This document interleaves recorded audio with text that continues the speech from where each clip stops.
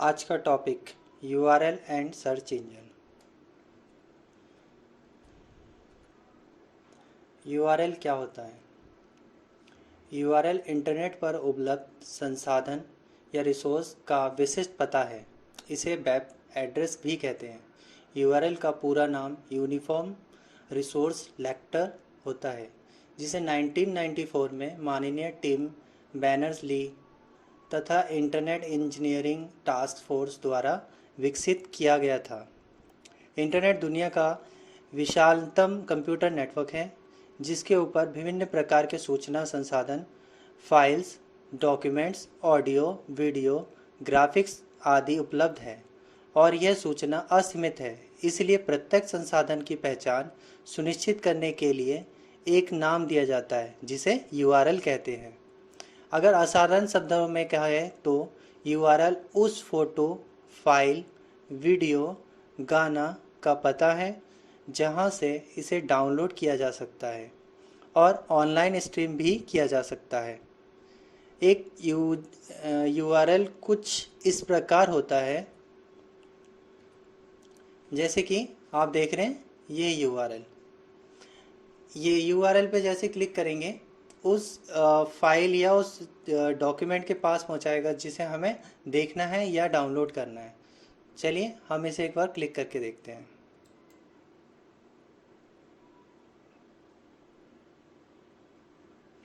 जैसे कि ये एक यूआरएल है, यहाँ पे देख रहे हो कि ये वेबसाइट है और इसमें आप वो कंटेंट देख पा रहे हैं जो कंटेंट का मैंने यूआरएल डाला था।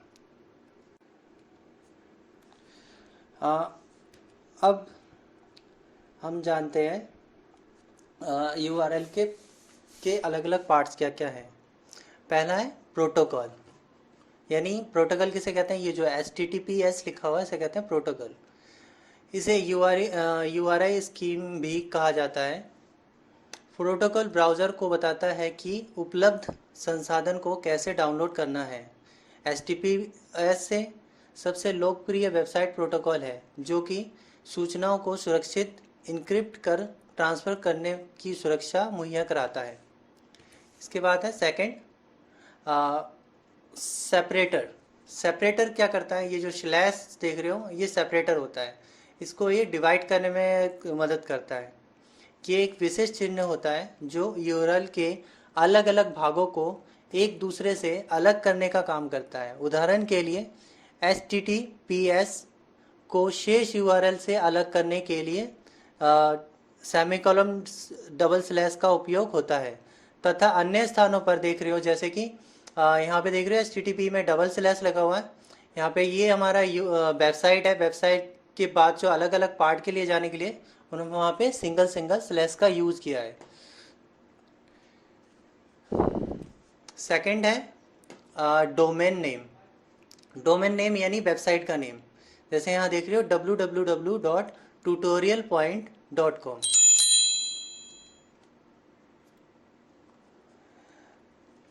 इसकी थोड़ा डेफिनेशन जानते हैं डोमेन नेम का। जहाँ पर आपका मनपसंद सूचना सेवा रखी जाती है, उस वर्चुअल कंप्यूटर सर्वर का नाम ही डोमेन नेम है, जिसे आप वेबसाइट के नाम से जानते हैं। यह एक आईपी एड्रेस के निकनेम होता है, यानी कि जो आप आईपी एड्रेस आप नेम में देखते हो वो एक कोड या नंबर में छुपा होता है और इसे इंसान के समझने लायक भाषा में बदल दिया जाता है। नेक्स्ट है डायरेक्टरी जैसे कि यहाँ पे लिखा हुआ है ना अपलोड, ये है डायरेक्टरी। चलो इसे भी जानते हैं। एक वेबसाइट को कई हिस्सों में विभाजित किया जाता है।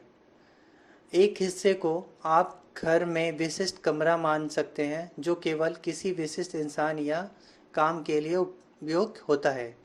इसी तरह एक प्रकार की जानकारी को एक जगह रखा जाता है ताकि ढूंढने में आसान रहे। अब आते हैं रिसोर्स, यानी जो हम वेबसाइट में गए वहाँ पे जो डाटा है उसको अगर डाउनलोड करना है तो वो रिसोर्स है। जैसे कि कोई फाइल हो गया, सॉन्ग हो गया, डॉक्यूमेंट फाइल हो गया, इमेज हो गया, ये सारे आपके रिसोर्स हैं। चलो इसका भी डेफिनेशन जानते हैं। रिसोर्स यह एक वास्तविक संसाधन है जिसे सर्वर पर सुरक्षित रखा गया है।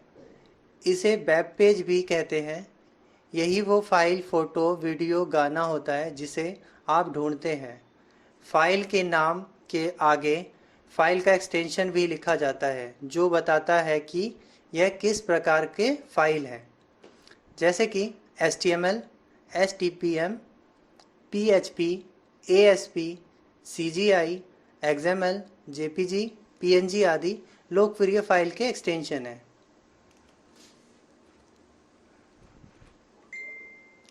URL location substring. तो यहाँ पे आप कुछ सबस्ट्रिंग देख रहे हैं, जैसे कि हम कुछ वेबसाइटों के लास्ट में देखते हैं, जैसे www.ilead.org कुछ लिखा रहता है, जैसे गूगल www.google.com। तो अलग अलग वेबसाइट के पीछे जो लगने वाला एक्सटेंशन है, सबस्ट्रिंग है, इससे जानते हैं। जैसे कि .com लगाते हैं हम कमर्शियल वेबसाइट में, यानी जो कमर्शियल यानी मार्केटिंग के वेबसाइट होते हैं उनमें हम लोग .com लगाते हैं। ED ये पहचान होता है एजुकेशन से रिलेटेड वेबसाइट, जहाँ पे कुछ एजुकेशन के मटेरियल पाए जाते हैं। gov.gov जो होता है गवर्नमेंट वेबसाइट पे होता है। जो भी हमारे गवर्नमेंट वेबसाइट होते हैं उनमें आप देखेंगे कि .gov लिखा रहता है। इसके बाद है ORG किसी भी ऑर्गेनाइजेशन के लिए रखा जाता है, जैसे अलग अलग संस्थाएं चलती है, ऑर्गेनाइजेशन चलती है, तो उनमें हम .org यानी ऑर्गेनाइजेशन लगता है, जिससे इसकी पहचान होता है कि ये किसी ऑर्गेनाइजेशन का वेबसाइट है। .net ये किसी भी नेटवर्क से रिलेटेड वेबसाइट को शो करता है। चलिए अब थोड़ा सा हम इसको समझते हैं और आगे। अब आते हैं हम लोग, अगला टॉपिक हमारा सर्च इंजन। वेबसाइट में सर्च इंजन एक अत्यधिक लोकप्रिय तथा सुविधाजनक प्रोग्राम है।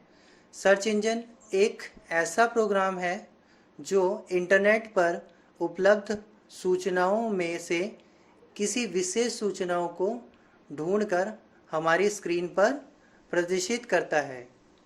जैसे कि किसी संस्था, कंपनी, कॉलेज, विश्वविद्यालय इत्यादि के बारे में हमें कोई जानकारी प्राप्त करनी है, तो इसके लिए हमें सर्च इंजन टूल्स का प्रयोग करते हैं तथा इनमें से जिसके बारे में विस्तृत जानकारी प्राप्त कर सकते हैं या करना चाहते हैं, वह जानकारी प्राप्त कर सकते हैं।